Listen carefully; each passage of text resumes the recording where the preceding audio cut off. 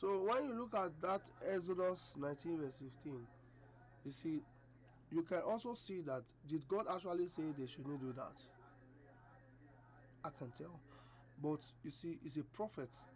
So he decided to add that one to it, I think. Don't sleep with your wife, because don't sleep with your wife. I don't think Jesus Christ will tell you that.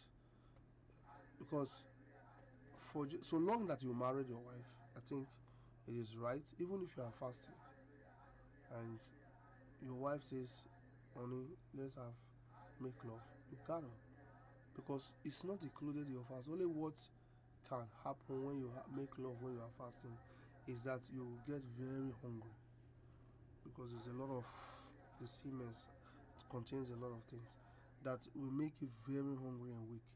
So it is advisable, don't do it. But if you decide want to do it, which is not a sin, because if you look at the statement of Moses here, he's saying it because that's how it is in the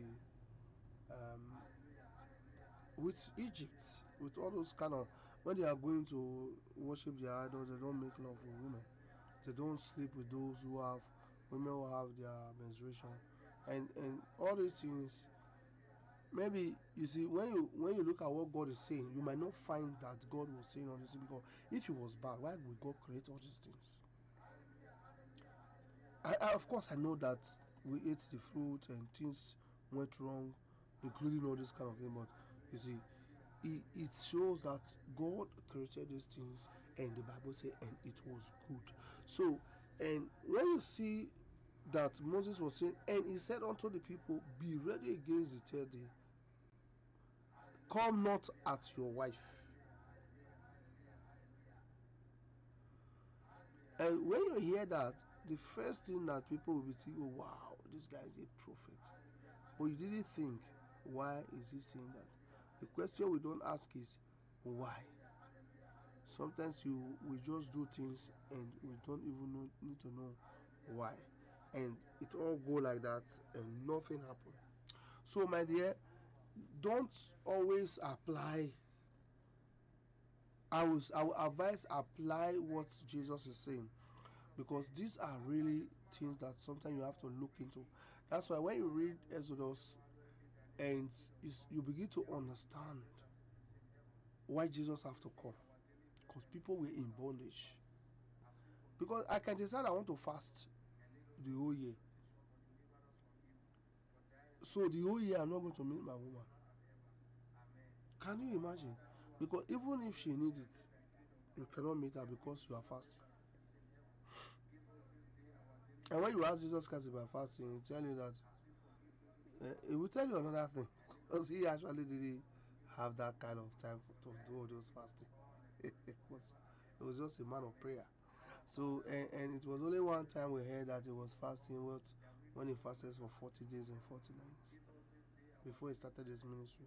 So you see, we have to be wise and understand what is being played in the Old Testament. That's why it is good to study the Old Testament very well. So don't say Old Testament, although when you read all this is the book of Acts or Hebrew, you see that Apostle Paul also talked about the Old Testament and he preached them. It does not mean that is enough. You really need to learn it from Genesis to Malachi. Try to put things together and do your compare and ask God and say, God, am I doing things right?